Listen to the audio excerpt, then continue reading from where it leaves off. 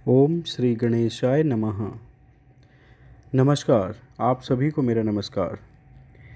पितृपक्ष में गीता के 7वां अध्याय और उसका महात्म्य सुनने से पितरों को प्रसन्नता मिलती है और उनको मोक्ष की प्राप्ति होती है।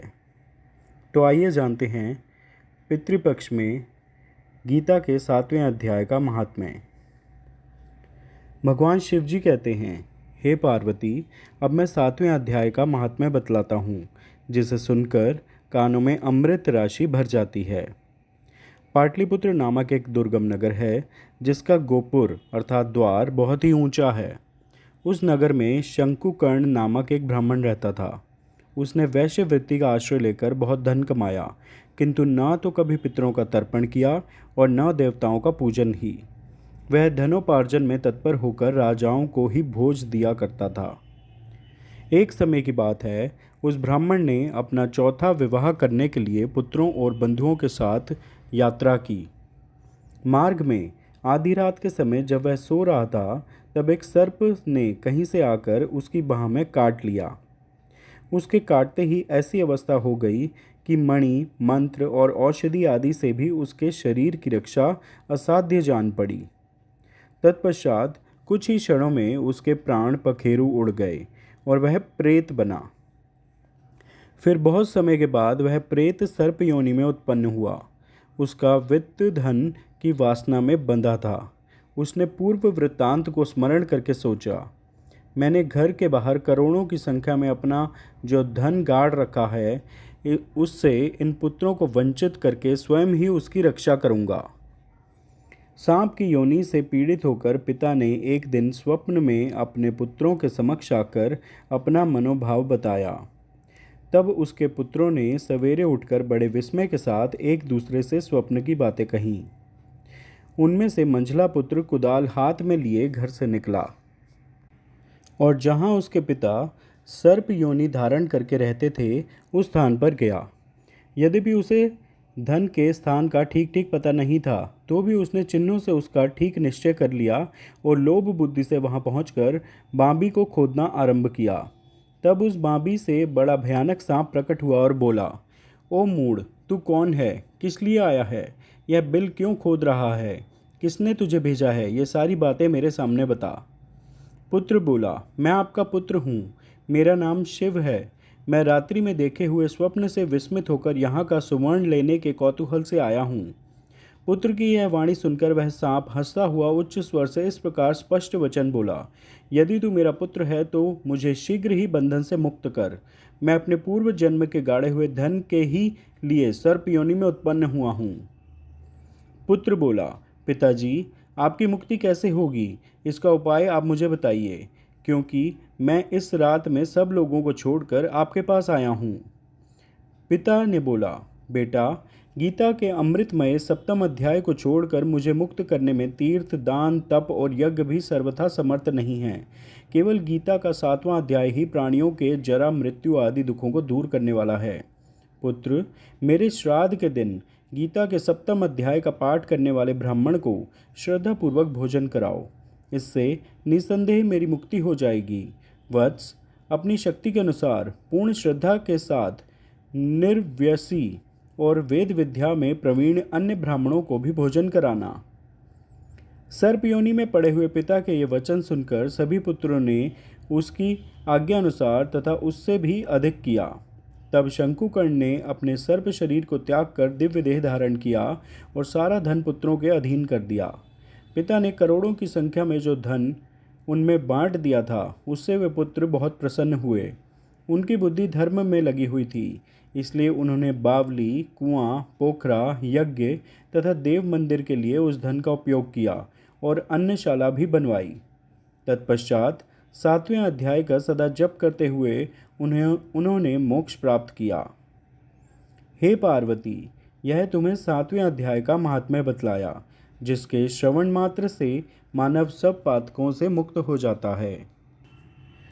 अब जान लेते हैं गीता के 7वां अध्याय। श्री भगवान बोले, हे पार्थ, अनन्य प्रेम से मुझ में आसक्त चित्त तथा अनन्य भाव से मेरे परायण होकर योग में लगे हुए तुम जिस प्रकार से संपूर्ण विभूति, बल, ऐश्वर्य आदि गुणों से युक्त सबके आत्मरूप मुझको संशय रहित जानोगे, उसको सुनो। मैं तुम्हारे लिए इस विज्ञान सहित तत्व ज्ञान को संपूर्णतया कहूँगा, जिसको जानकर संसार में फिर और भी कुछ जानने योग्य शेष नहीं रह जाता। हजारों मनुष्यों में कोई एक मेरी प्राप्ति के लिए यत्न करता है, और उन यत्न करने वाले योगियों में भी कोई एक मेरे परायण होकर मुझको तत्व से अर्थात यथार्थ रूप से जानता है। पृथ्वी, जल, अग्नि, वायु, आकाश, मन, बुद्धि और अहंकार भी इस प्रकार यह 8 प्रकार से विभाजित मेरी प्रकृति है। यह 8 प्रकार के भेदों वाली तो अपरा अर्थात मेरी जड़ प्रकृति है, और हे महाबाहो, इससे दूसरी को जिससे यह संपूर्ण जगत धारण किया जाता है, मेरी जीव रूपा परा अर्थात चेतन प्रकृति जानो।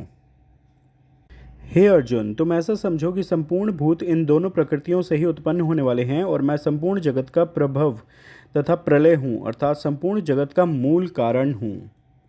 हे धनंजय, मुझसे भिन्न दूसरा कोई भी परम कारण नहीं है। यह संपूर्ण जगत सूत्र के मणियों के सदृश मुझ में गुंथा हुआ है। हे अर्जुन, मैं जल में रस हूँ, चंद्रमा और सूर्य में प्रकाश हूँ, संपूर्ण वेदों में ओंकार हूँ, आकाश में शब्द और पुरुषों में पुरुषत्व हूँ। मैं पृथ्वी में पवित्र गंध और अग्नि में तेज हूँ तथा संपूर्ण भूतों में उनका जीवन हूँ, और तपस्वियों में तप हूँ। हे अर्जुन, तुम संपूर्ण भूतों का सनातन बीज मुझको ही जानो। मैं बुद्धिमानों की बुद्धि और तेजस्वियों का तेज हूँ। हे भरत श्रेष्ठ, मैं बलवानों का आसक्ति और कामनाओं से रहित बल अर्थात सामर्थ्य हूँ, और सब भूतों में धर्म के अनुकूल अर्थात शास्त्र के अनुकूल काम हूँ। और भी जो सत्व गुण से उत्पन्न होने वाले भाव हैं और जो रजोगुण से होने वाले भाव हैं, उन सबको तुम मुझसे ही होने वाले हैं ऐसा जानो, परंतु वास्तव में उनमें मैं और वे मुझ में नहीं हैं। गुणों के कार्य रूप सात्विक, राजस और तामस, इन तीनों प्रकार के भावों से यह सारा संसार प्राणी समुदाय मोहित हो रहा है। इसलिए इन तीनों गुणों से परे मुझ अविनाशी को नहीं जानता, क्योंकि यह अलौकिक अर्थात अति अद्भुत त्रिगुणमयी मेरी माया बड़ी दुस्तर है। परंतु जो पुरुष केवल मुझको ही निरंतर भजते हैं, वे इस माया को उल्लंघन कर जाते हैं अर्थात संसार से तर जाते हैं। माया द्वारा जिनका ज्ञान हरा जा चुका है, ऐसे आसुर स्वभाव को धारण किए हुए मनुष्यों में नीच दूषित कर्म करने वाले मूढ़ लोग मुझको नहीं भजते। हे भरतवंशियों में श्रेष्ठ अर्जुन, उत्तम कर्म करने वाले अर्थार्थी अर्थात सांसारिक पदार्थों के लिए भजने वाला, आर्त अर्थात संकट निवारण के लिए भजने वाला, जिज्ञासु मेरे को यथार्थ रूप से जानने की इच्छा से भजने वाला, और ज्ञानी, ऐसे 4 प्रकार के भक्तजन मुझको भजते हैं। उनमें नित्य मुझ में एक ही भाव से स्थित अनन्य प्रेम भक्ति वाला ज्ञानी भक्त अति उत्तम है, क्योंकि मुझको तत्व से जानने वाले ज्ञानी को मैं अत्यंत प्रिय हूँ और वह ज्ञानी मुझे अत्यंत प्रिय है। ये सभी उदार हैं, परंतु ज्ञानी तो साक्षात मेरा स्वरूप ही है, ऐसा मेरा मत है, क्योंकि वह मद्दत मन बुद्धि वाला ज्ञानी भक्त अति उत्तम गति स्वरूप मुझ में ही अच्छी प्रकार स्थित है। बहुत जन्मों के अंत के जन्म में तत्व ज्ञान को प्राप्त पुरुष सब कुछ वासुदेव ही हैं, इस प्रकार मुझको भजता है, वह महात्मा अत्यंत दुर्लभ है। उन भोगों की कामना द्वारा जिनका ज्ञान हरा जा चुका है, वे लोग अपने स्वभाव से प्रेरित होकर उस नियम को धारण करके अन्य देवताओं को भजते हैं अर्थात पूजते हैं। जो सकाम भक्त जिस देवता के स्वरूप को श्रद्धा से पूजना चाहता है, उस भक्त की श्रद्धा को मैं उसी देवता के प्रति स्थिर करता हूँ। वह पुरुष उस श्रद्धा से युक्त होकर उस देवता का पूजन करता है और उस देवता से मेरे द्वारा ही विधान किए हुए उन इच्छित भोगों को निस्संदेह प्राप्त करता है। परंतु उन अल्प बुद्धि वालों का वह फल नाशवान है तथा वे देवताओं को पूजने वाले देवताओं को प्राप्त होते हैं, और मेरे भक्त चाहे जैसे ही भजे, अंत में वे मुझको ही प्राप्त होते हैं। बुद्धिहीन पुरुष मेरे अनुत्तम अविनाशी परम भाव को न जानते हुए मन इंद्रियों से परे मुझ सच्चिदानंद घन परमात्मा को मनुष्य की भांति जन्म कर व्यक्ति भाव को प्राप्त हुआ मानते हैं। अपनी योग माया से छिपा हुआ मैं सबके प्रत्यक्ष नहीं होता, इसलिए यह अज्ञानी जन समुदाय मुझ जन्म रहित अविनाशी परमेश्वर को नहीं जानता, अर्थात मुझको जन्मने मरने वाला समझता है। हे अर्जुन, पूर्व में व्यतीत हुए और वर्तमान में स्थित तथा आगे होने वाले सब भूतों को मैं जानता हूँ, परंतु मुझको कोई भी श्रद्धा भक्ति रहित पुरुष नहीं जानता। हे भरतवंशी अर्जुन, संसार में इच्छा और द्वेष से उत्पन्न सुख दुख आदि द्वंद्व रूप मोह से संपूर्ण प्राणी अत्यंत अज्ञानता को प्राप्त हो रहे हैं, परंतु निष्काम भाव से श्रेष्ठ कर्मों का आचरण करने वाले जिन पुरुषों का पाप नष्ट हो गया है, वे राग द्वेष जनित द्वंद्व रूप मोह से मुक्त दृढ़ निश्चयी भक्त मुझको सब प्रकार से भजते हैं।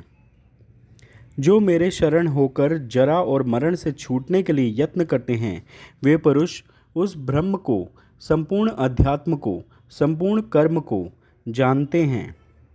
जो पुरुष अधिभूत और अधिदैव सहित तथा अधियज्ञ सहित सबका आत्मरूप मुझे अंतकाल में भी जानते हैं, वे युक्त चित्त वाले पुरुष मुझे जानते हैं, अर्थात प्राप्त हो जाते हैं। ओम तत्सत। इस प्रकार ब्रह्म विद्या का योग करवाने वाले शास्त्र श्रीमद् भगवद गीता रूपी उपनिषद में श्री कृष्ण और अर्जुन के संवाद रूपी ज्ञान विज्ञान योग नाम वाला 7वां अध्याय संपूर्ण हुआ। तो बोलिए श्री कृष्ण भगवान की जय। श्री कृष्ण भगवान की जय। ओम नमो भगवते वासुदेवाय। ओम नमो भगवते वासुदेवाय। ओम नमो भगवते वासुदेवाय। कृपया इस वीडियो को लाइक व शेयर करें व चैनल सब्सक्राइब करें। धन्यवाद। श्री कृष्ण गोविंद हरे मुरारी, हे नाथ नारायण वासुदेवा। श्री कृष्ण गोविंद हरे मुरारी, हे नाथ नारायण वासुदेवा। हे नाथ नारायण वासुदेवा। हे नाथ नारायण वासुदेवा। श्री कृष्ण गोविंद हरे मुरारी, हे नाथ नारायण वासुदेवा। हरे कृष्णा।